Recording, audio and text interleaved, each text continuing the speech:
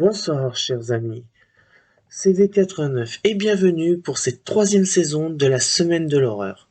Alors aujourd'hui, nous allons pas parler de légendes, de mythes ou de jeux interdits. Nous allons parler de quelque chose d'assez particulier. Nous allons donc parler de légendes fictives, et pas n'importe quelle légende fictive. Une légende fictive d'un écrivain très connu qui a fait donc fureur, on va dire, envers ces créatures. Je prénomme Howard Phillips Lovecraft. Vous l'avez sûrement connu pour Cthulhu.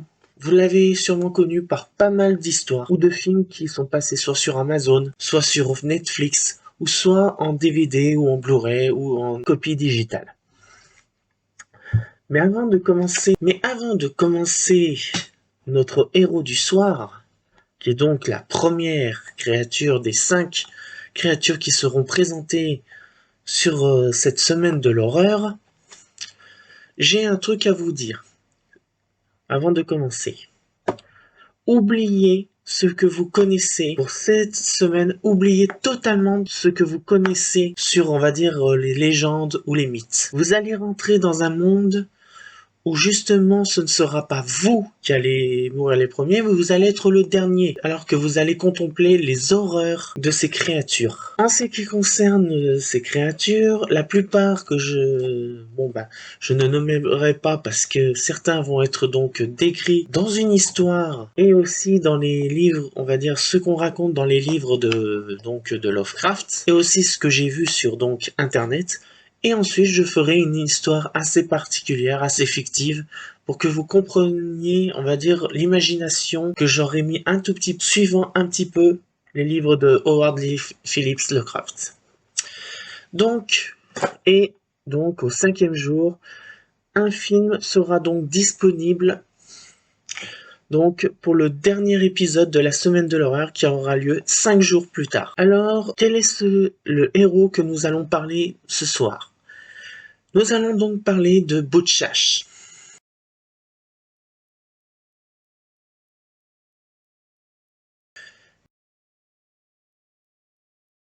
Butchash est donc un dieu ancien qui fuit en fait le soleil comme la peste. Alors, c'est une créature visqueuse qui est donc munie des multitudes d'œils et de mâchoires, insérées comme des lames de rasoir. Sa particularité, c'est qu'on ne le trouve que de l'obscurité la plus totale.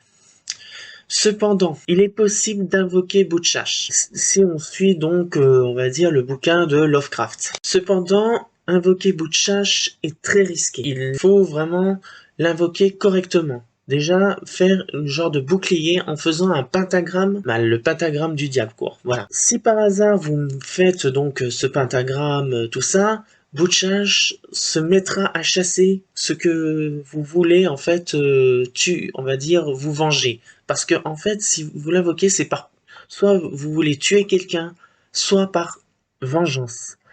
Et comme je vous ai dit, si par hasard vous faites votre pentagramme correctement, il se mettra immédiatement en chasse de sa proie. Ou ses proies, parce qu'il peut attaquer une multitude de personnes. Et ce qu'il fera, c'est que Butchash attendra sa proie dans la pénombre. Et quand cette créature quittera la lumière pour aller dans la pénombre, c'est là que Butchash se mettra à attaquer.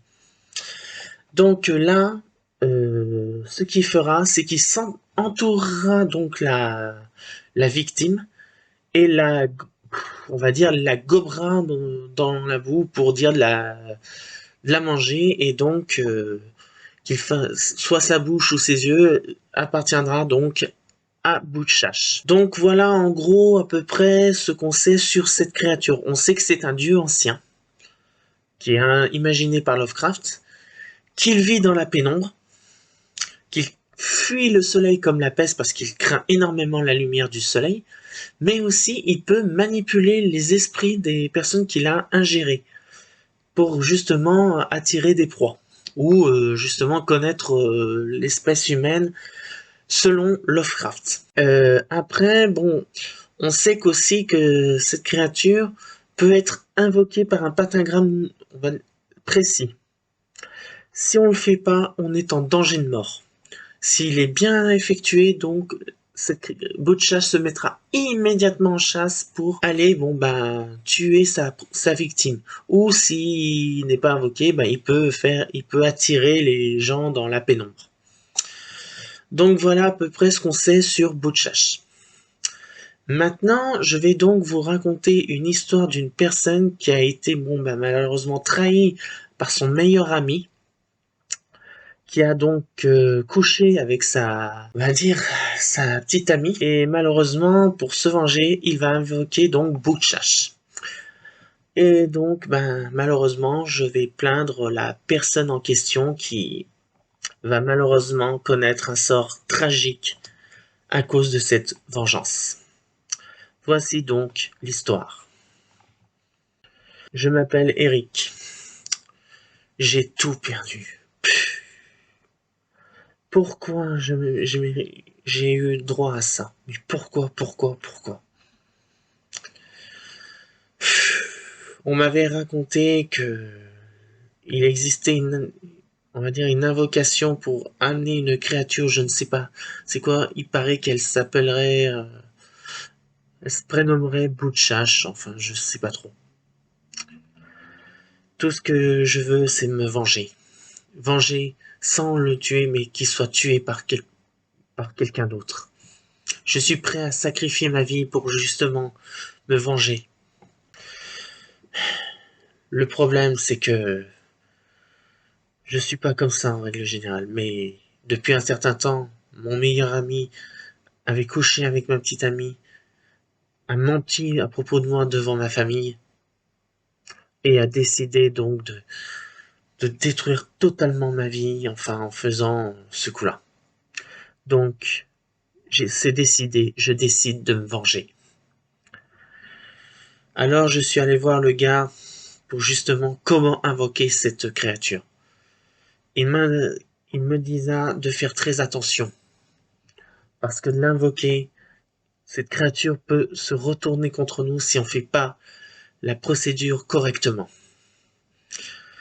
Donc j'ai décidé d'écouter donc ce que a dit mon ami et je décide de le faire. Donc je me mets dans la pénombre. Je décide donc de dessiner un pentagramme, le sceau du diable, avec justement en mettant du sang que j'ai sacrifié en tuant un animal. Je dessine le pentagramme et donc je décide d'invoquer Butchash. En ce qui concerne l'invocation, fut assez rapide. Butchash arriva très rapidement et quand il voya que j'étais protégé par ce fameux pentagramme, j'ai décidé de faire en sorte que mon meilleur ami le paye. Alors, je fis Butchash et je lui disais, ô grand Butchash, seigneur des ténèbres, qui vit dans l'obscurité de l'autre monde, entends ma parole et venge-toi sur mon meilleur ami Jonathan. Alors, la créature m'écouta attentivement. Qu'est-ce que j'aurais pu dire? Ça me fait mal d'invoquer une telle créature, mais je n'ai pas le choix. Parce que il fallait que je fasse. C'était trop dur, c'était assez. Alors j'expliquai à Butchash mes intentions et la mission que Butchash aurait à faire. Butchash accepta mon offre. Et donc je décida de lui confier cette mission de tuer. Mon meilleur ami, le lendemain, me disa que il allait rentrer extrêmement tard et me narguer. J'étais très énervé contre lui. Je décidai de faire en sorte que mon meilleur ami, alors que le Butchash se mit en chasse, que attaqué par Butchash le soir même, je ne pouvais plus supporter cette personne. Il fallait qu'il disparaisse de la surface de la terre. Alors je disais, viens avec moi ce soir. Nous allons faire une petite fête chez moi. Pendant ce temps, je pensais que Butchash allait venir. Alors, nous partions. Il était donc à peu près 23 heures quand on finit le travail. Je dessina on décida de rentrer à pied. Quand je voyais une pénombre, je m'arrêtais et je disais que j'avais soit mes lacets défaits, soit j'avais autre chose, on va dire, soit j'avais un appel, alors que c'était totalement faux et qu'il était sur vibreur. Donc, pendant la première nuit, rien ne se passa.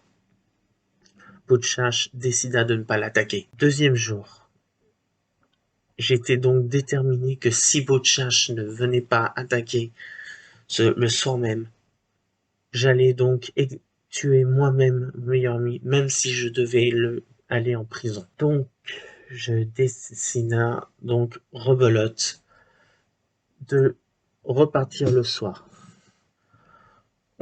Et puis la première donc alors que nous allions donc rentrer, la pénombre, mais une pénombre si noire qu'on ne pouvait voir que l'obscurité. C'était peut-être que Butchash était là. Je lui disais, je te rejoins. Et mon meilleur ami disait, ok, bon bah. Et moi je lui disais, vas-y, je te rejoins. Et il me traita de poule mouillée. Alors je le poussa, alors énervé et toute ma rage me monta. Je décida de le forcer à aller dans l'obscurité. Alors on a commencé à se bagarrer. Et au dernier coup, je décidai de le pousser si fort dans l'obscurité pour voir si Butchash allait accomplir sa mission. Mais il ne vint pas. Alors, le troisième jour, je décida de ne rien faire, de le laisser simplement rentrer chez lui-même. Et on ne revit plus, alors que je le suivais à peine une centaine de mètres au loin sans me faire remarquer, je fis mon meilleur ami, qui était devenu donc mon ennemi, rentrer dans l'obscurité. Et d'un seul coup, j'entendis des hurlements de terreur et de torture. J'ai compris que Butchash était en train de l'ingérer. J'étais l'homme le plus heureux du monde, parce que ma vengeance était accomplie. Depuis ce jour-là, je n'ai jamais parlé de ce que j'avais fait à mon meilleur ami. Pour les autres, ils ont dit qu'il avait simplement disparu. Aujourd'hui, ça fait plus d'1 an que mon ancien meilleur ami a disparu de la surface de la Terre. Aujourd'hui, j'ai retrouvé ma petite amie, je lui ai dit toute la vérité. Sauf, bon ben, pour le sacrifice de mon meilleur ami. Ma famille arrêta les conflits. Et ce fut donc une paix mémorable. Et enfin, on a pu revivre une paix en toute quiétude. Malheureusement, ses parents, qui ont cherché tant bien que mal leur fils, ont donc cherché à savoir ce qui s'est passé, pourquoi il avait disparu, pourquoi il a pu disparaître ainsi. Et à chaque fois qu'ils me posaient la question, je leur disais que je ne savais pas. Donc voilà, aujourd'hui, je vis en paix. Et plus jamais je ne ferai de sacri, on va dire, plus jamais j'invoquerai le démon Butchash. Enfin, sauf si quelqu'un me trahit, évidemment. Comme vous pouvez voir, son meilleur ami a dû être donc ingéré par Butchash en personne et a été donc ingéré, et malheureusement on ne trouvera plus jamais son corps. Parce que vu que c'est Butchash qui l'a attaqué, qu'il a fait l'invocation et que son meilleur ami a donc fait l'invocation parfaitement bien, il était donc en sécurité et ne risquait strictement plus rien. En ce qui concerne Bamba, son ami, comme je vous ai dit, il est mort. Il a été donc soit annihilé par Butchash, soit il a été ingéré. Donc on ne saura jamais où est son corps. Alors, cette fois-ci, nous allons parler d'une créature assez particulière, parce que cette créature, justement, n'a pas été vue que dans un seul, mais 2 livres. Cette créature que nous allons parler est Dagon.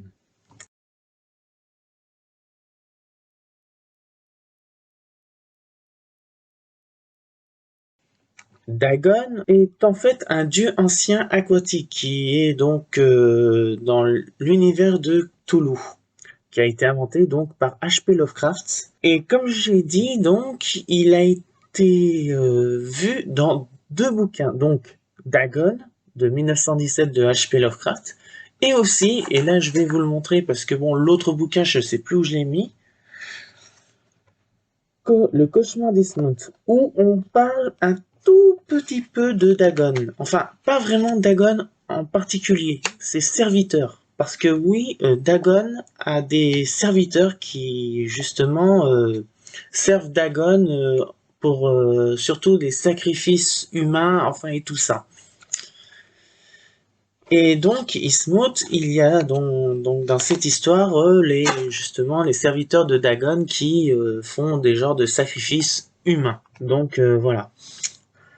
Donc, qui est Dagon? Donc, comme je vous ai dit, c'est donc une créature, donc un dieu ancien aquatique qui donc est donc dans cet univers. Alors, beaucoup disent que ce serait donc le vassal de Cthulhu. Et donc, il serait le serviteur lui-même aussi du célèbre Cthulhu qu'on parlera beaucoup plus tard.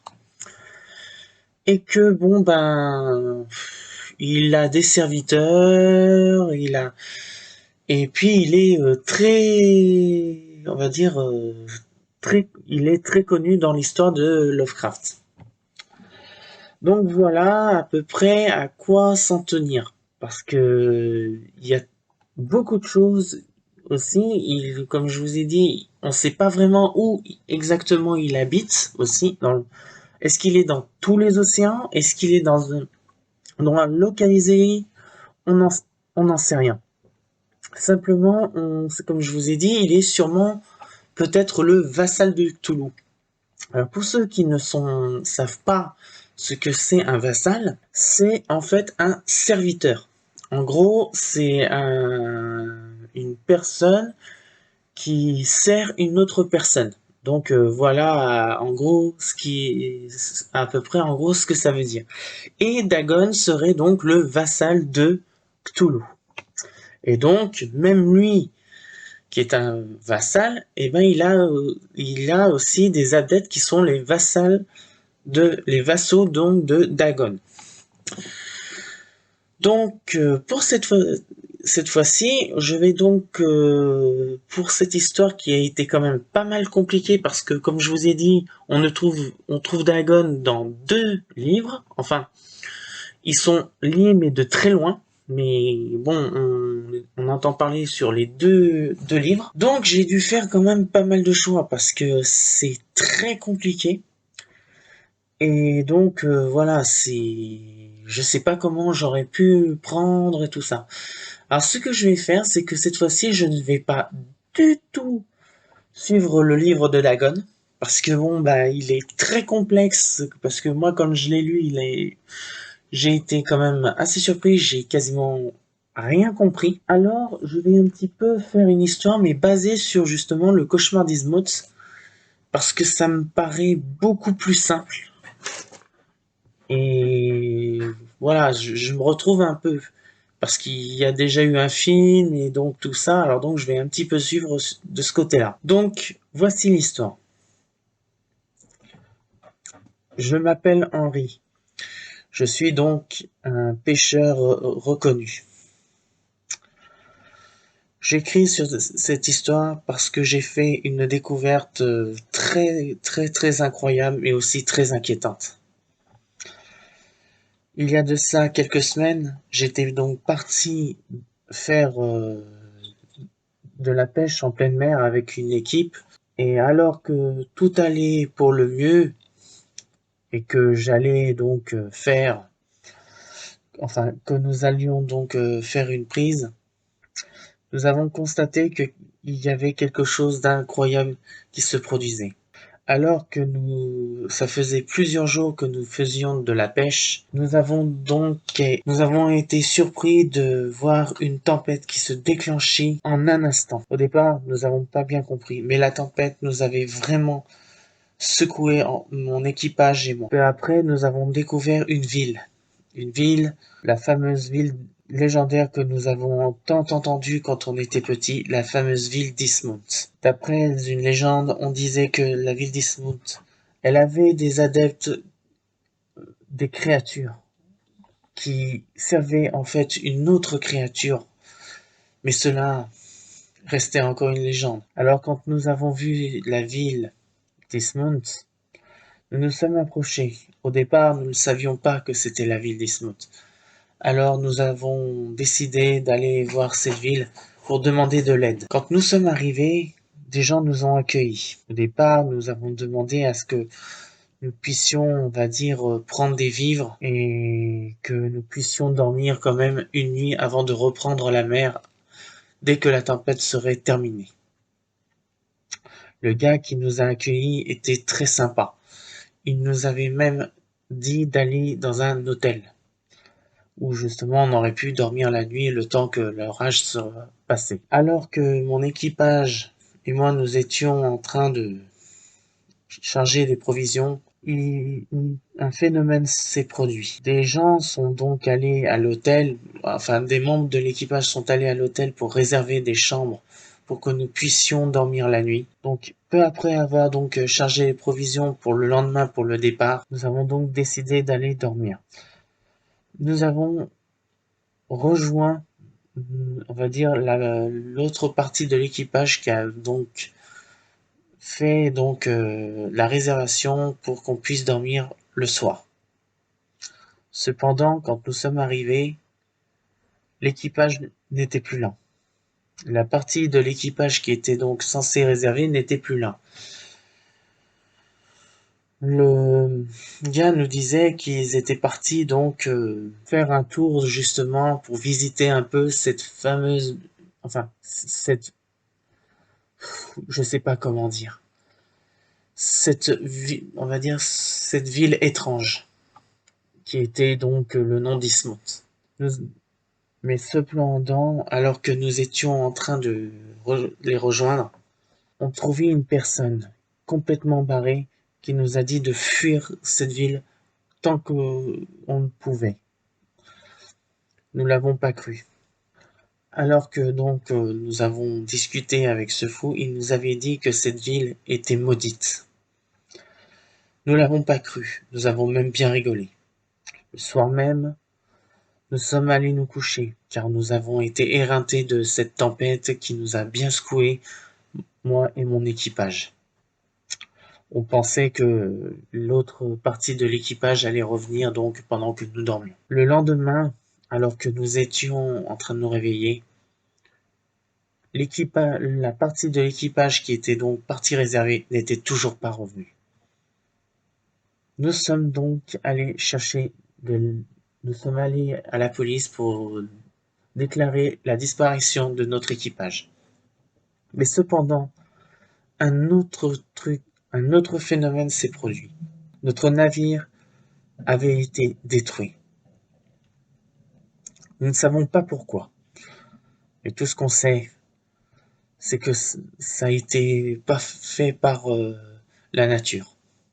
Ça a été sûrement fait par justement les habitants de cette étrange ville.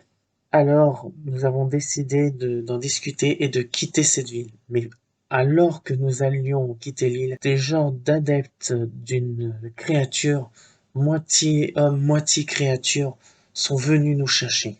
Nous avons été séparés, mon équipe, la partie de l'équipage vivante et moi. Nous avons fait tout notre possible pour leur échapper, mais malheureusement, on s'est fait kidnapper. Alors, on a prié le bon Dieu. Mais la personne qui était donc avec nous nous avait dit Dieu n'existe pas ici. Seulement Dagon. Je me posais la question en disant Dagon? Mais qui est Dagon? Le mec il a dit c'est notre roi. Nous sommes ses serviteurs et nous allons vous donner en sacrifice. Effrayés, nous avons essayé de nous échapper de nos liens, mais impossible. Des gens sont enfin arrivés et sont arrivés avec des genres de couteaux ou Dieu seul sait quoi. Cet homme ces hommes ont pris chacun leur couteau et ont commencé à faire des sacrifices. Un homme a pris un de mes gars et l'a égorgé. Et l'a sacrifié au nom de Dagon. Le deuxième, quant à lui, a décidé de voir un de mes gars et lui arracha la peau au nom de Dagon et décida de faire une genre de masque avec la peau de mon équipier. Et enfin, le troisième, c'était justement à mon tour. Il voulait justement m'estropier et donner mes membres en sacrifice au nom de Dagon. Mais j'ai réussi à m'échapper. Quand je suis arrivé donc dans la salle justement où il y avait les serviteurs, je vis un cauchemar. Il y avait des serviteurs humains, mais il y avait aussi des serviteurs moitié hommes, moitié créatures marines, et des personnes complètement difformes. J'étais stupéfait et horrifié de voir ce que c'était. Alors, j'ai essayé de fuir, mais ils me poursuivaient. Et au moment où justement j'avais réussi donc à m'échapper, un de mes équipiers était vivant. J'ai été capturé et amené justement devant l'antre de Dagon. On nous a attachés et quand j'ai vu ce que c'était une créature géante, horrible, mi-homme, mi-créature aquatique ou Dieu ne sait quoi. J'ai cru que c'était quelque chose d'horrible, mais ça l'était. Mais qu'est-ce que c'était que cette horreur? Et les gens commençaient à prier et à honorer cette créature. C'était donc lui, Dagon, en chair et en os. Un de mes équipages qui avait survécu m'a libéré et a essayé de libérer le deuxième, mais ils furent pris par Dagon. Quant à moi, j'ai pu m'échapper. J'ai pris un bateau et je me suis enfui. Aujourd'hui, ça fait 3 mois que j'ai échappé à cet endroit. Si vous allez en mer et que vous croisez cette ville, par pitié, fuyez aussi loin que vous pouvez, car une fois rentré, vous ne reviendrez plus jamais chez vous. Alors j'espère que cette vidéo vous a plu. Alors comme vous avez pu voir, malheureusement, son équipage donc a été donné en pâture donc à Dagon.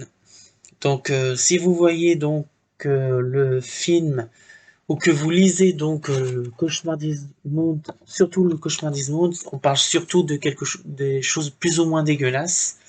Et si par exemple, si par hasard vous lisez donc Dagon et que vous avez, on va dire, si vous comprenez, on va dire le sens du livre, je vous le conseille, car ce sont deux histoires différentes.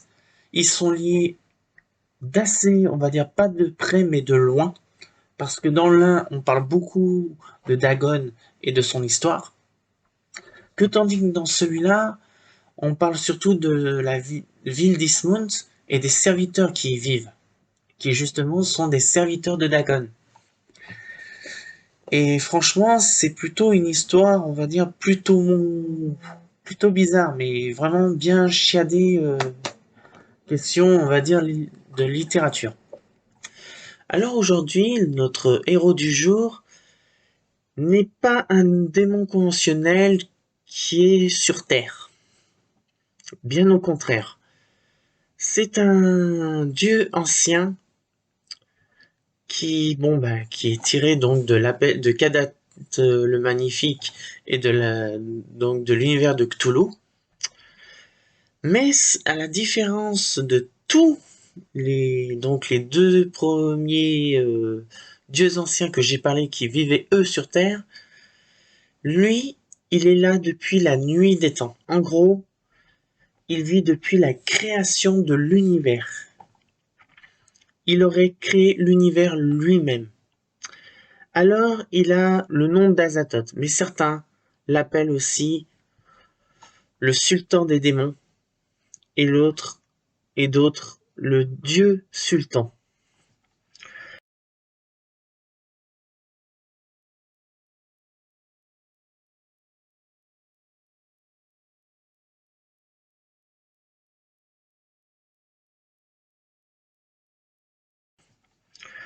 Alors, ce démon, on va dire ce démon ou dieu, peu importe comment vous l'appelez vous, n'habiterait pas sur Terre. Il habite au centre de notre univers, dans un endroit encore inconnu si il existait réellement dans notre réalité. Tout ce qu'on sait sur lui, et c'est pas grand chose.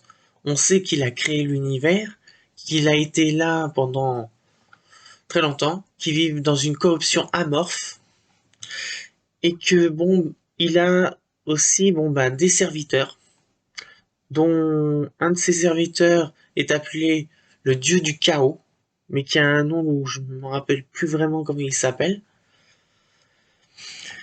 Et donc, lui, il erre comme ça, enfin tout ça. Ce dieu ancien a eu plusieurs enfants, dont un que je vais sûrement en parler dans l'avant-dernier épisode de la semaine de l'horreur, qui est assez connu pour avoir créé les fameux dieux anciens qu'on connaît, tels qu'on connaît comme Toulouse, Dagon, Bochash, Atlach-Nacha, etc. Donc voilà, en gros, voilà à quoi ressemble en fait ce démon. Il ne vit pas sur Terre, mais il est le créateur de tout univers. Il aurait créé donc notre univers. Donc cette créature, on le trouve donc dans la nouvelle de Kadat le dieu de l'univers, enfin tout ça, qui est donc justement une nouvelle de l'appel de Cthulhu. Là aussi, j'en parlerai aussi, où on parle plus ou moins du dieu sultan Azathoth. On ne sait pas vraiment grand-chose sur lui, à part que voilà, il aurait créé l'univers, il aurait créé les dieux, enfin il a eu beaucoup d'enfants, et ses enfants auraient créé donc les fameux dieux anciens. Tout ce qu'on sait, c'est que lui, a- si on devait lui mettre son âge, je vais pas vous dire de conneries, entre 5 et 8 milliards d'années, en gros. Et en gros, pour lui, 2 milliards d'années, c'est comme 20 minutes pour nous. Donc, c'est comme si nous, on regardait la poussière et qu'on s'en foutrait, quoi. Mais on va dire, ce dieu ancien, on va dire, ne s'est jamais fait connaître, on va dire, en tant que... Il n'est pas, on va dire, vénéré, sauf, peut-être dans les nouvelles de Cthulhu. Enfin, on ne sait pas grand-chose sur lui, à part que, comme je vous ai dit, il vit au centre de l'univers. Il est très connu, on va dire, pour être dans un monde complètement différent de la nôtre.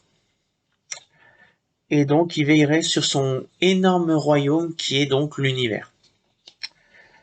Donc là, ce qui va se passer, c'est que cette histoire que je vais donc vous raconter maintenant, eh ben là, cette fois-ci, on ne peut pas faire, on va dire, une histoire qui est, on va dire, basée sur une histoire soit de 1900 ou des années 2000. Il faut carrément monter dans le futur, mais dans un futur assez lointain, du genre 22e, 23e siècle, pour dire de vraiment mettre dans l'ambiance l'équivalent de on va dire de ce dieu sultan, qui est donc Azathoth.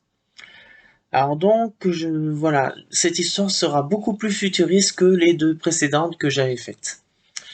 Donc, voici l'histoire donc d'un astronaute pour découvrir en fait l'horreur, pour découvrir l'horrible vérité sur notre univers. Journal de bord du capitaine Jeffrey Cornell, le 26 août 2156. Il y a de cela 2 ans auparavant, nous avons donc découvert quelque chose d'inhabituel donc dans notre centre de l'univers. Mais avant de parler de ça, quand nous avons reçu donc cet appel en disant que une forme étrange a été donc découverte donc au centre de l'univers, une expédition a été donc montée. Il y a de ça quelques mois, nous sommes donc partis avec nos vaisseaux, donc 3 vaisseaux, le Karasnoga, le Binar et le Snorra. Notre mission allait donc au centre de l'univers pour découvrir quelle est cette forme informe qui donc vit à cet endroit. Ce que je vais vous raconter est vraiment incroyable et terrifiant. Il y a 2 jours de cela, nous étions donc partis avec nos vaisseaux depuis la Terre, que nous avons quitté donc très rapidement dû à cette découverte. Nous savions que donc il fallait envoyer notre vaisseau au centre de l'univers. Le temps total et vu notre technologie avancée donc sur on va dire les vaisseaux, il nous fallait à peu près environ 2 semaines pour aller sur site. Donc aujourd'hui, je vais donc vous parler car nous arrivons bientôt à donc dans cette zone où nous allons découvrir en fait cet objet mystérieux qui flotte donc au centre de l'univers. Je vous tiendrai donc informé. Le 27 août, je ne pensais pas que ce qu'on allait découvrir.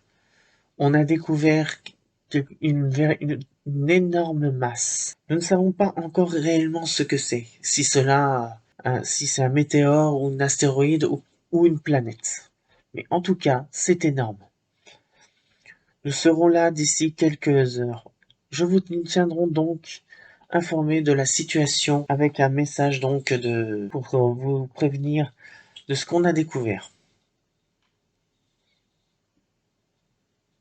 Écoutez, je ne sais pas si vous allez nous entendre, mais la forme que nous avons découverte n'est pas un astéroïde, ni une planète.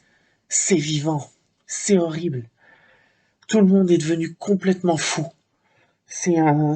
Beaucoup se sont suicidés, d'autres ont essayé de se tuer. Et là, je suis peut-être le seul survivant. J'amène le vaisseau donc pour un retour d'urgence sur Terre. Cette découverte nous a vraiment tout chamboulé par rapport à la création de notre univers. Je vous donc tiens informé de la situation. Écoutez, c'est peut-être ma dernière transmission. Si vous entendez ça, c'est que peut-être je serai peut-être mort. Les survivants sont devenus complètement fous. Ils prient, on ne sait pas pourquoi. Ils prient un truc que je ne comprends pas. Ils parlent une langue que je ne comprends pas. Et là, ils essayent de chercher tous les gens qui ne sont pas de leur avis et essayent de les liquider. Par pitié, n'allez surtout pas au centre de l'univers. Depuis qu'on est reparti, nous ne pensons pas survivre. On sera sur Terre d'ici quelques heures. Je vous tiendrai informé ou je déclencherai l'alerte. Mais fin de transmission. C'est la panique. Nous avons quitté et nous sommes arrivés donc en approche de la Terre. Je ne pourrai pas arrêter le vaisseau. Les personnes qui justement sont devenues complètement fous ont changé, ne sont plus du tout humains. Ils sont devenus des choses. Prions cette chose qui est en plein milieu de l'univers. On ne sait pas ce que c'est. Mais en tout cas, si c'est bien celui qui a créé l'univers, alors tout ce qu'on avait prédit dans l'histoire de l'univers et tout ça est complètement fausse. Ce que j'ai fait, c'est que j'ai envoyé un message d'alerte que personne ne monte dans le vaisseau. Mais le vaisseau continue d'avancer. Ils ont dû perturber les commandes. J'ai bien peur que c'est peut-être la fin pour moi. Alors si vous recevez ce message, c'est que peut-être le vaisseau sera perdu, ou je serai mort, et que peut-être une bonne partie de l'humanité sera perdue à jamais, en découvrant cette justement masse qui n'est autre qu'une créature. Tout ce qu'on sait, c'est que c'est vivant, ça vit dans le centre de l'univers, et ça nous a attaqués de plein fouet sans nous avoir touchés. Il faut faire en sorte qu'elle soit détruite tout de suite. Et quand je dis tout de suite, c'est faut pas attendre. Faut pas attendre. Ou sinon cacher la vérité pour dire que personne n'aille au centre de l'univers. Parce que je n'ai jamais vu une chose pareille. C'est c'est énorme. Ça a plusieurs bouches, ça a plusieurs formes. C'est c'est incompréhensible. J'espère que vous aurez donc cette vidéo. Je vais essayer de la transmettre. Je vous tiens informé dans aussi quelques minutes. J'ai réussi. Ça n'a pas été facile, mais le vaisseau est perdu. L'équipage est perdu. Je suis le seul survivant. Ils ne sont pas loin. Je les entends. Cette transmission est bel et bien la dernière. Le vaisseau va se cracher sur Terre d'ici quelques minutes. Je vais donc faire en sorte que ce message soit transmis et je vais le faire maintenant pour dire que on puisse se sortir de ce guêpier et que les gens ne trouvent jamais l'existence de cette créature. Tout ce que je sais, c'est que ça a infecté, ça a détruit, et maintenant, étant le dernier survivant, je suis peut-être le seul à savoir la vérité.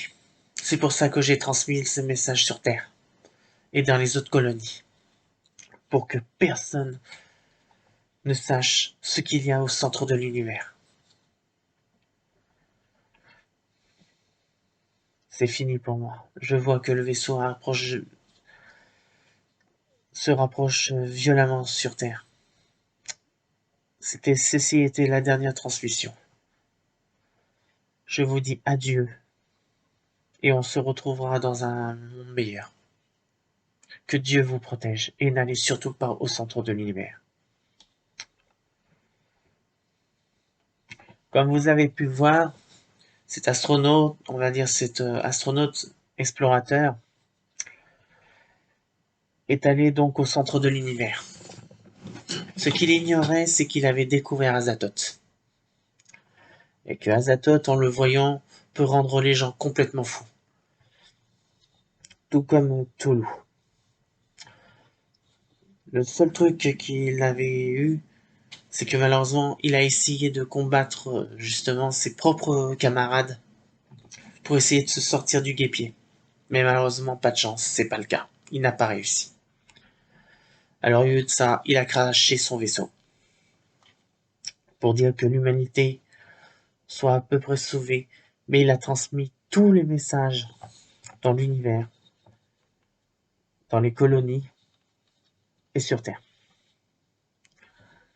Ce qui va amener à des circonstances dramatiques et peut-être rendre l'humanité et l'univers complètement fous. Alors c'est pour ça, Eureka, que c'est une simple histoire, une légende fictive. Parce que imaginez-vous que cela existait. Qu'on découvre effectivement qu'il y a une créature au centre de l'univers et qui est justement la création de notre univers. Justement, cette découverte aura des perspectives énormes et ça rendra les gens totalement fous. Alors aujourd'hui, nous allons parler d'une créature aussi particulière parce qu'il est, on va dire, justement le fils d'Azathoth. Et donc lui, il a... Bon, je vous en dis pas plus. Je vous en dirai, bon bah après que je vous aurai présenté donc notre héros du soir. Et donc, sans trop tarder de tourner à droite et à gauche, je vais y aller franco. Donc, on va dire notre héros du soir s'appelle Yog Sotot.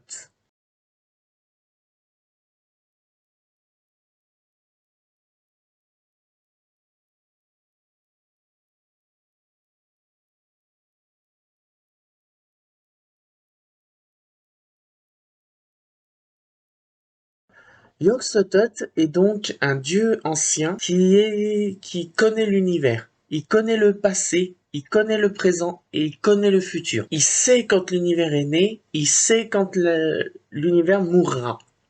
En gros, ce dieu ancien est capable de savoir, on va dire,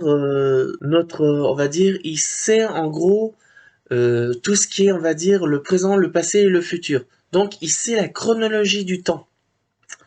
Il sait quand donc l'univers est né, mais il sait aussi déjà à l'avance que quand l'univers va mourir. Et donc, Yog-Sothoth donc est marié donc avec une donc la déesse de la fertilité qui est donc Shub-Niggurath, que malheureusement je n'en parlerai pas donc dans le dernier épisode parce que j'ai prévu une surprise dans l'ultime épisode. Mais il est aussi l'un des parce que là il faut mettre un gros D, descendant de Yog-Sothoth. Donc non, excusez-moi, l'un des descendants d'Azathoth. Donc, il est le fils d'Azathoth. Et donc, ce qui se passe, c'est que donc, alors, sa localisation, on ne sait pas trop exactement, mais on sait qu'il est sur une planète, avec donc sa femme Shub-Niggurath. Et donc, ils ont créé donc les dieux anciens. Certains sont dans l'espace, certains ont eu donc domicile sur Terre. Certains ont une domicile, alors là, accrochez-vous, dans le monde des rêves. Oui, il y a des dieux anciens, donc des fils de Yog-Sothoth, qui sont dans le monde des rêves. Et donc, il est très compliqué donc de les déceler, à comparer donc des dieux anciens qui vivent soit sur Terre ou dans l'espace. Et encore, il faut les trouver. Et même si on trouvait l'une de ces dieux anciens, on deviendrait complètement fou. Parce qu'en voyant, on va dire, ces créatures, déjà, quand on va, comme j'avais dit dans Azathoth, ça changerait le cours de l'histoire si cela était vrai. Mais bon, je vous rassure, c'est pas du tout vrai du tout.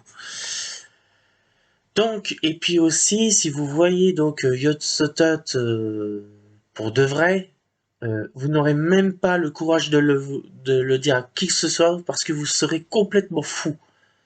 Parce qu'il dépasse la logique et les droits de l'éthique. Donc, c'est une insulte, on va dire, dans la droit naturel. Et donc, même le cerveau humain ne comprendrait pas. Alors donc, voilà en gros qui est donc Yog-Sothoth. Donc, qu'est-ce qu'on peut dire? C'est que Yog-Sothoth peut prédire l'avenir, il peut prédire le passé et il peut prédire le présent. Il peut prédire la fin de l'univers, il peut prédire le début de l'univers. Il a aussi donc une capacité, donc il est marié donc avec Shub-Niggurath où il a eu donc ses enfants qui sont les dieux anciens. Et il est aussi le fils d'Azathoth, donc que j'avais parlé donc dans l'épisode précédent. Donc sans trop tarder, je vais donc faire une histoire, mais plus ou moins, on va dire, imaginée, parce que ça a été compliqué. Parce qu'à Azathoth, je me suis un petit peu loupé, mais là, on va faire un genre de...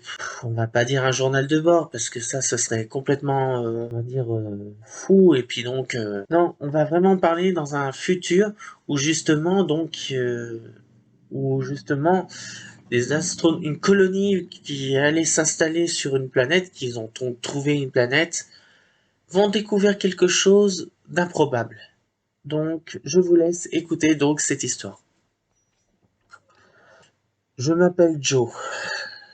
Je suis donc un colon sur la planète BG 372. Nous sommes le 31 octobre 2315. Il y a de ça 200 ans auparavant, nous avons donc découvert cette planète quelque part dans l'univers et on a découvert que elle était propice à la vie. Ce jour-là, donc avant que tout commence et que bon ben là je suis enfermé dans une pièce parce que je vous expliquerai pourquoi. Alors que donc nous étions sur cette planète, donc la colonie a commencé à s'étendre. Donc c'était plutôt une bonne nouvelle. Il y a 300 ans, ils étaient quoi, à peine une centaine, et là maintenant nous sommes plusieurs millions d'habitants sur cette planète. Et avant que tout commence, donc moi je suis né donc sur Terre, mais j'ai rejoint cette colonie donc pour m'installer et pour changer donc de vie, de métier et de toute autre chose. J'ai donc fait connaissance de ma femme et on a eu des enfants, une fille et un garçon. Mais ce que je vais vous parler est malheureusement en train de se produire. Il y a de ça quelques semaines, nous avons découvert quelque chose d'improbable. Nous avons découvert un temple. Alors, tout le monde était plutôt étonné parce que cette planète n'a jamais été colonisée par qui que ce soit. Elle n'avait aucune, à part quelques formes de vie, donc animales et végétales, il n'y avait pas autre humanoïde ou créature extraterrestre qu'on aurait pu détecter avec nos sondes. Mais, étonnamment, il y avait un temple. Alors, on s'est empressé d'aller le voir et voir que ce temple pouvait cacher comme secret. Alors, tout ce qu'on sait, c'est que quand on a vu les fresques de ce temple, nous avons découvert qu'en fait, il appartenait à un genre de créature qui vivait ici avec ses fils, en parfaite harmonie donc avec cette planète. Il se fut appelé le Grand Voyant, car d'après la description qui était écrite sur les fresques de ce temple, et il avait donc des serviteurs un peu partout dans l'univers, et il était donc, comme je vous ai dit, il s'appelait aussi le Grand Vizir. Alors, il pouvait, d'après ce comprendre, il pouvait voir le passé, le présent et le futur. Et il sait quand donc l'univers est né et quand l'univers va disparaître. Que il ne précise pas à quelle date, évidemment, la fin de l'univers aura lieu. Pour lui, c'est un grand secret. Et d'après ce qu'on a pu comprendre, ses serviteurs, auraient donc enfermé cette créature dans ce temple d'après des fresques qui étaient donc inscrites. Et donc tout ce qu'on a pu voir, c'est qu'on a cherché, on a fait de découverte en découverte. On a découvert des offrandes. Donc on a trouvé de tout, de l'or, des arbres, des cadavres, bien évidemment. Mais des cadavres plutôt particuliers parce qu'il y en a la plupart étaient humanoïdes et d'autres non humains. Donc nous avons pensé que c'était une genre de cité et que le temple était le seul vestige qui restait debout. Tout ce qu'on sait, c'est que c'était là depuis des millénaires, peut-être des millions d'années, si ce n'est pas des milliards d'années, qu'il a été vénéré par des genres d'humains et aussi d'autres formes de vie. Et donc nous avons continué à fouiller ce fameux temple qui nous réservait beaucoup de surprises. À chaque fois qu'on allait dans un endroit, on trouvait beaucoup plus de surprises. C'est là que nous avons découvert une gigantesque porte. Dans ces conditions, on s'est dit que on allait l'ouvrir le lendemain parce qu'il se faisait tard, donc nous sommes rentrés dans notre colonie. Le lendemain matin, donc, nous avons donc repris les fouilles et nous avons donc ouvert cette porte. Grossière erreur. Un truc qu'on n'aurait jamais dû faire. Le pire, c'est que cette porte cachait un terrible secret. Et quand on l'a ouvert, moi j'étais pas là quand c'est arrivé. Quand ils sont rentrés donc dans cette porte, ils sont revenus totalement fous. Ils se mettaient à tuer des gens. Toutes les personnes qui étaient à l'intérieur de ce temple sont devenues complètement fous. Ils sont sortis et ont commencé à massacrer tout le monde dans la colonie. Et la plupart sont devenus complètement bizarres. Jusqu'à ce qu'on découvre la créature qui était dedans. C'était la fameuse créature qui était donc dans les fresques. Cependant, je n'ai pas dit son nom. Mais je vais donc vous le dire. Son surnom est appelé le Grand Voyant, parce qu'il pouvait voir, comme je vous ai dit, il y a quelques minutes de cela, qu'il était capable de voir le passé, le présent, le futur, et le début et la fin de l'univers. Mais son vrai nom est Yog Sothoth. Et j'entends ces bruits. Je suis en train de devenir complètement fou. Si quelqu'un découvre cette vidéo, faites en sorte de ne jamais venir sur cette planète. Ou si vous y êtes et que vous recevez cette transmission, partez sans délai. Car ici, ce n'est pas une planète, le paradis, c'est l'enfer. Voilà. Donc le pauvre gamin ou le pauvre gars qui a donc fait donc cette histoire a malheureusement rencontré le célèbre et le malheureusement Yog Sothoth. Cette colonie, comme vous pouvez le deviner, est totalement perdue, car Yog, malheureusement, à cause de l'arrogance de l'homme, comme on a l'habitude de faire, ils ont ouvert une porte qu'ils n'auraient jamais dû ouvrir. Ils ont ouvert une boîte de Pandore. Et malheureusement, leur boîte de Pandore s'est ouverte et a complètement détruit la ville, qui justement était une merveilleuse et majestueuse colonie qui aurait pu se perpétuer s'il n'avait pas eu l'audace d'ouvrir cette porte. Alors aujourd'hui, nous allons parler l'un des plus connus de tous les dieux anciens. Là, nous allons parler de la créature la plus connue on va dire, du monde entier. Il y a eu donc des mémés, il y a eu des histoires dérivées, il y a eu l'histoire que je vais donc vous présenter, il y a eu même un remake, il y a eu des films, tout comme Dagon, et il y a eu aussi, je crois, des figurines, enfin tout ça, enfin, je me rappelle plus vraiment. Et même des mangas, on va dire justement, on retrouve donc des dérivés donc sur Cloverfield, qui a été repris avec cette créature, et aussi dans, je crois, les Marvel Comics et DC Comics, où ils ont repris donc cette créature pour en créer une nouvelle. Nous allons parler de Cthulhu.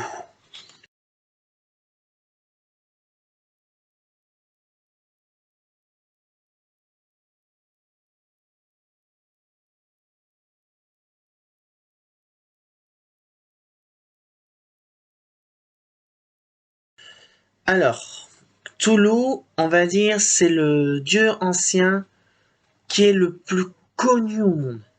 Et quand je dis connu au monde, il est super connu par son livre, que je l'ai, donc L'Appel de Cthulhu. Alors tout ce qu'on sait, c'est que quand H.P. Lovecraft a donc créé l'univers de Cthulhu, il a donc créé une créature que s'il se réveillait, il rendrait l'humanité et l'univers complètement fous, et que donc avec donc son cri atroce et tout ça, mettrait le monde à genoux, et ceux qui ont servi donc cette créature se mettraient à faire des sacrifices justement pour être aux côtés donc de Cthulhu. Et les gens qui auraient survécu seraient devenus complètement fous, et que on va dire ils prieraient donc Cthulhu donc sur son, on va dire, trône en obsidienne. Quant aux autres, ceux qui seront morts, ce seront ceux qui seront les plus chanceux. Et donc, voilà, c'est vraiment la créature qu'il faut absolument pas, on va dire, kikiner. En gros, si cette créature devait se réveiller, vous serez tout comme on va dire dans le premier épisode, vous serez pas le premier à mourir, mais vous serez le dernier à mourir en contemplant les horreurs que Cthulhu ferait au monde entier. En gros, il saura que ce sera vous qui l'aurez réveillé, et donc il va donc vous utiliser comme un jouet et vous tuera juste après que l'humanité sera mise à genoux. En gros, vous serez son jouet, c'est tout ce que vous aurez gagné. Alors, en ce qui concerne la localisation de Cthulhu, c'est très simple. Est-ce que vous connaissez donc on va dire, le point Nemo? Alors, pour certains, ceux qui ont pas fait de géographie, le point Nemo est donc le point le plus éloigné du monde. En gros, il n'y a pas de... Et donc, d'après des sons qu'on aurait entendus, d'après ceux qui sont, on va dire, des complotistes, on va dire, les théories du complot, je ne veux pas dire le mot parce que ça va mettre en colère des complotistes, croient qu'en fait, quand ils ont découvert le son, le blop serait justement le cri de Cthulhu. Mais moi, il faut arrêter de mettre les choses à leur contexte, donc... Cthulhu n'est qu'une simple légende fictive qui a été inventée par H.P. Lovecraft et qui aurait dit que la demeure de Cthulhu se trouverait donc dans le point le plus éloigné de toute Terre, donc dans le point Nemo qui est donc dans l'océan Pacifique où il vivrait donc avec, on va dire, ses 3 fils et sa fille. Bah justement, peut-être Dagon, mais bon, ce n'est pas sûr parce qu'on le voit dans plusieurs endroits, donc c'est impossible qu'il se retrouve donc à Rié, qui est donc la cité légendaire fictive de l'histoire de Lovecraft, où vivrait Cthulhu, donc avec sa femme, sa compagne, je crois sa seconde compagne et ses enfants. Et qu'il dormirait pépère au fond de l'océan jusqu'à ce que, justement, quelqu'un le réveille ou qu'il se réveille. Et là, il reprendrait le contrôle de la planète. Donc voilà, c'est quand même une intro assez longue sur Cthulhu parce qu'il y a eu aussi pas mal d'histoires sur lui.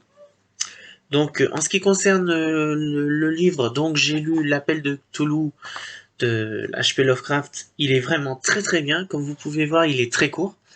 Mais cependant, si vous avez lu donc l'Appel de Cthulhu, je vous conseille de lire le remake de l'Appel de Cthulhu. C'est la même chose, mais en plus long. C'est un peu comme une version longue justement de l'Appel de Cthulhu. Et il est plus détaillé que celui-là. Donc je vous le conseille fortement ceux qui ont lu donc l'Appel de Cthulhu. Tout ce qu'on sait sur Cthulhu, c'est qu'il est difforme.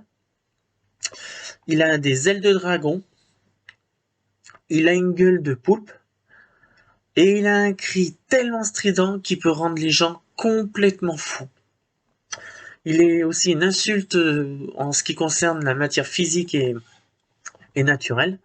Donc il est une insulte, on va dire, en ce qui concerne tout ce qui est on va dire la nature, enfin tout ça. Et donc, ce qu'on peut savoir d'autre, c'est que voilà, donc actuellement, s'il existait réellement, il serait en train de dormir pépère donc au point le plus éloigné de toute Terre.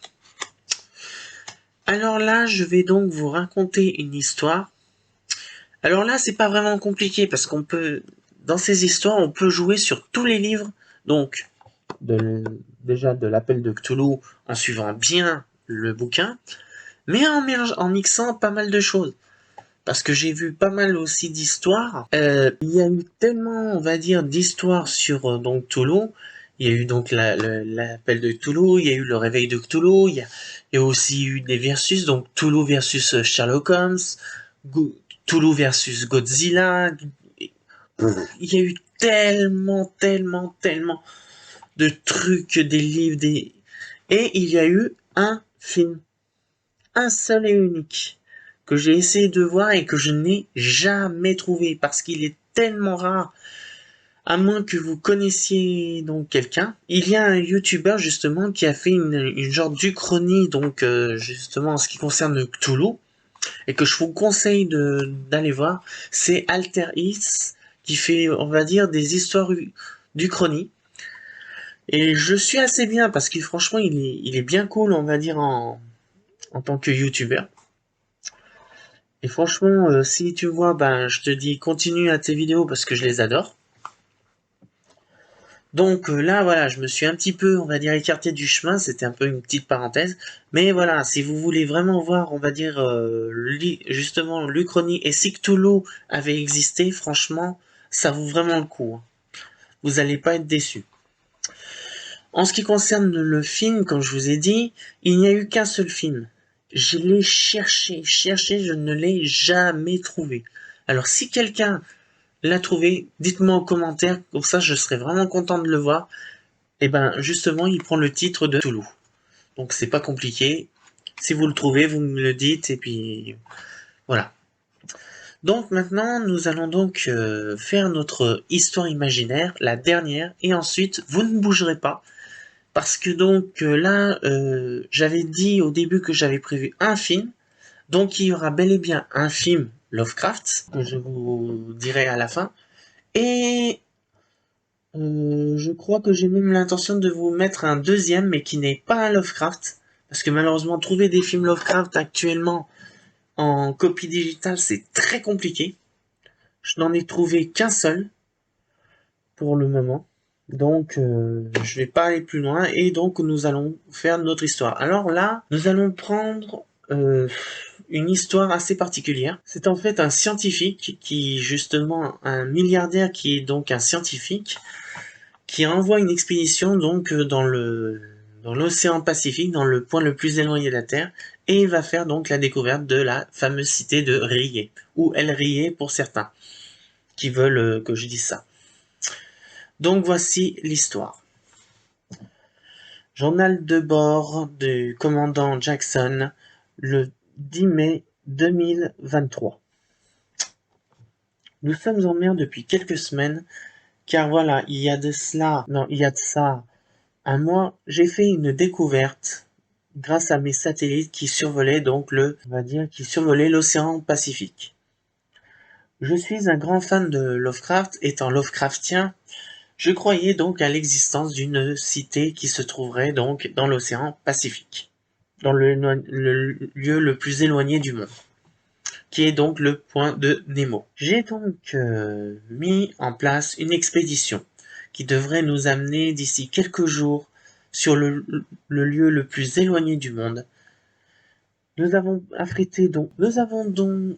donc affrété plusieurs navires et plusieurs sous-marins pour qu'on aille voir ce qu'il y a donc dans cette cité. Je ne suis pas là parce que je ne crois pas à la légende de cette créature. Je suis là plutôt pour découvrir si, on va dire, cette cité existe réellement. Donc, nous sommes partis il y a de ça plusieurs semaines. Ça fait donc 3 semaines que nous sommes en mer et nous arrivons d'ici quelques jours. Je vous reprendrai donc quelques jours plus tard. Nous sommes donc 2 jours après mon premier rapport. Nous sommes donc arrivés sur site et je peux vous dire qu'on a fait des scans donc sous l'eau et nous avons découvert qu'il y a bel et bien une cité sous l'océan à plusieurs milliers de mètres de profondeur. Donc cette cité est bel et bien réelle. Mais bon, je ne suis pas là pour voir cette légende d'une soi-disant monstre, car justement, ce fameux Toulouse, comme ils disent, je n'y crois, on va dire, vraiment pas. Donc voilà, nous allons donc faire notre descente, notre première expédition d'ici demain. Une équipe va descendre et voir ce qu'on peut découvrir. Nous sommes donc le lendemain matin. Nous préparons donc le sous-marin pour qu'il descende de l'océan pour aller dans cette cité. Donc, d'après ce que disent nos radars, ce serait vraiment très prometteur. Et donc, une véritable cité vivrait donc sous l'eau. Donc, je vous ferai donc un rapport d'ici quelques heures. Il est donc 14 heures. D'après ce qu'on sait, c'est que le sous-marin est donc remonté et a dit qu'une énorme dalle de béton recouvrait donc la cité. Nous ne pouvions même pas rentrer. Ils sont donc remontés, il y a de ça quelques heures, et nous allons préparer une seconde expédition, donc sous-marine. On va essayer de déloger cette dalle en béton en la faisant exploser. Nous allons donc voir ce qu'on va découvrir. Nous sommes donc le lendemain matin, 4e jour. Nous avons donc décidé de faire sauter cette porte et nous allons donc voir ce qui est donc à l'intérieur. Nous aurons un rapport d'ici quelques heures.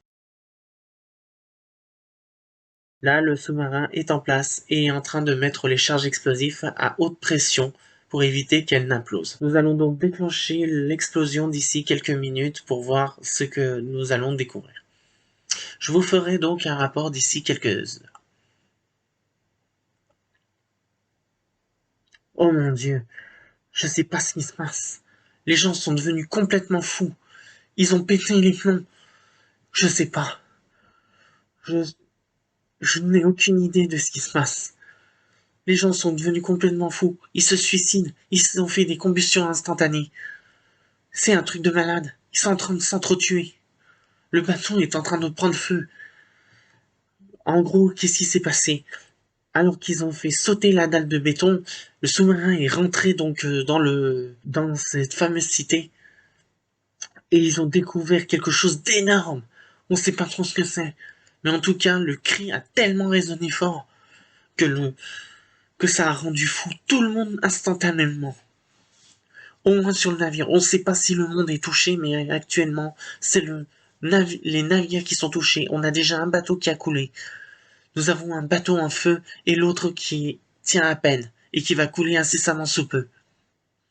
Nous ne savons pas ce que c'est, mais purée, c'est horrible.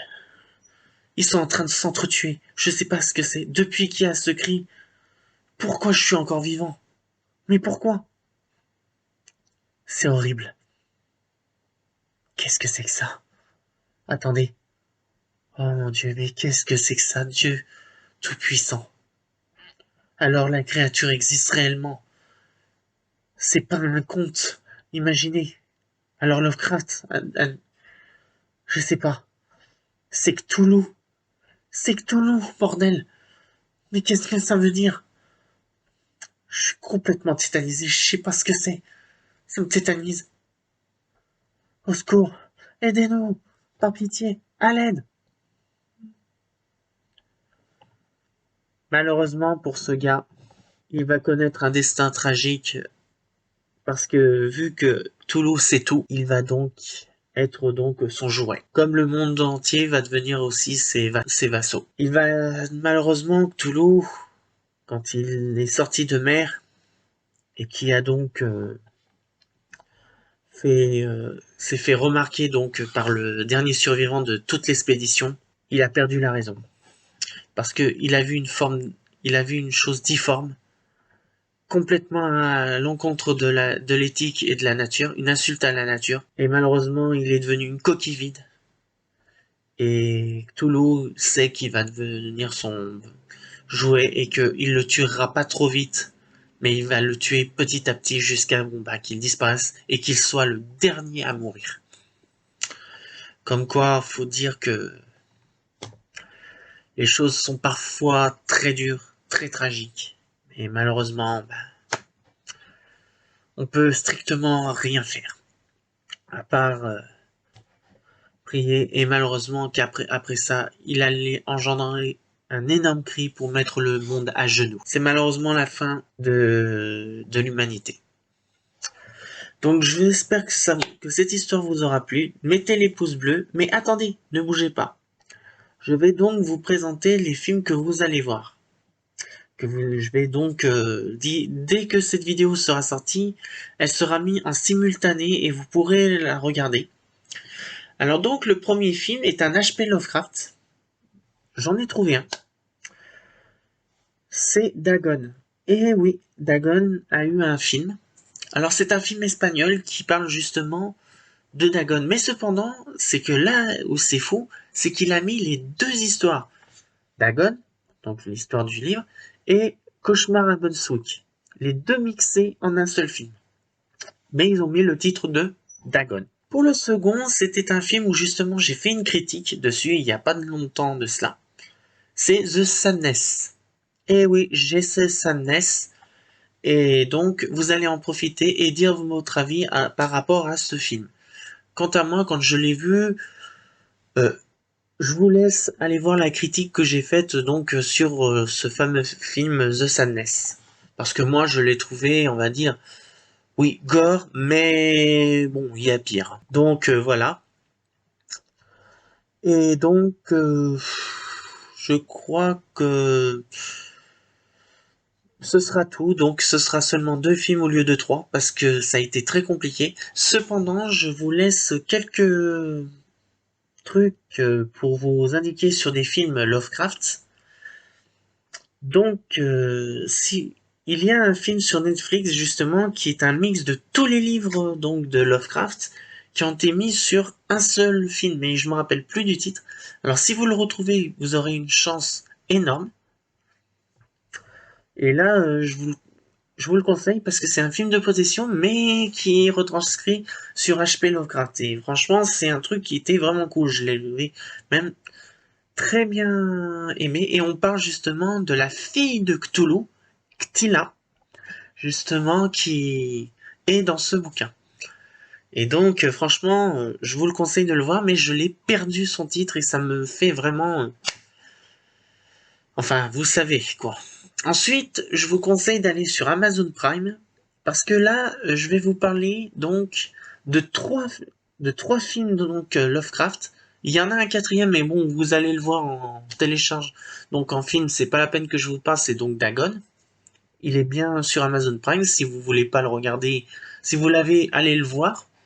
Sinon, bah, regardez-le sur YouTube, franchement, c'est plutôt pas mal.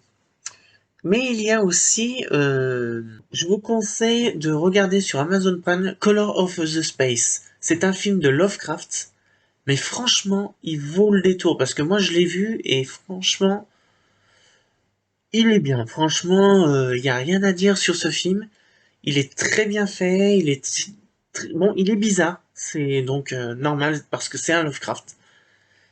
Mais il est bien foutu pour un film d'Amazon Prime. Moi, je l'ai vu et je vous le conseille. Ensuite, il y a un autre film. Alors, donc, il est en 2 parties. C'est Le Territoire des Ombres. Alors, il y a le premier, qui est donc Le Territoire des Ombres et Le Secret de Valdemar. Franchement, c'est un film qui est génial. Ensuite, sa deuxième partie, qui est donc le Territoire des Ombres, Le Monde Interdit, qui est donc la suite du Secret des Valdemar, qui est donc ciblé sur plusieurs livres, on va dire, de Lovecraft, et qui est justement très bien fait. Je l'ai vu plusieurs fois, et franchement, ça vaut vraiment le détour ce film, parce que je voulais aller le voir au cinéma, je n'ai pas eu le temps, et là j'ai eu le coup de le voir, et franchement, il est bien, mais il faut aimer, on va dire, les trucs de Lovecraft, hein, je vous le dis, parce qu'il est quand même gore, il est quand même assez trash, et bon, il est pas trash, mais on va dire, il est pas fait pour tout le monde, quoi. C'est quelque chose, voilà. Donc, et puis je sais pas s'il y a d'autres films Lovecraft sur Netflix et sur Amazon Prime, mais voilà, je vous conseille au moins ces trois-là, enfin ces quatre-là, celui que je trouve plus, et puis ces trois-là, donc Color in the Space et Le Territoire des Ombres, donc Le Secret de Valdemar et le Monde Interdit. Et là, franchement, ça vaut le détour. Donc c'est la fin pour donc cette semaine de l'horreur. J'espère que vous allez péter les pouces bleus parce que là j'en ai grand besoin. Et donc la semaine prochaine, vous allez donc retrouver donc la semaine de l'horreur en version complète. Donc j'espère en version longue parce que c'est pas sûr, c'est en fonction du montage que je ferai. Et donc sa version normale.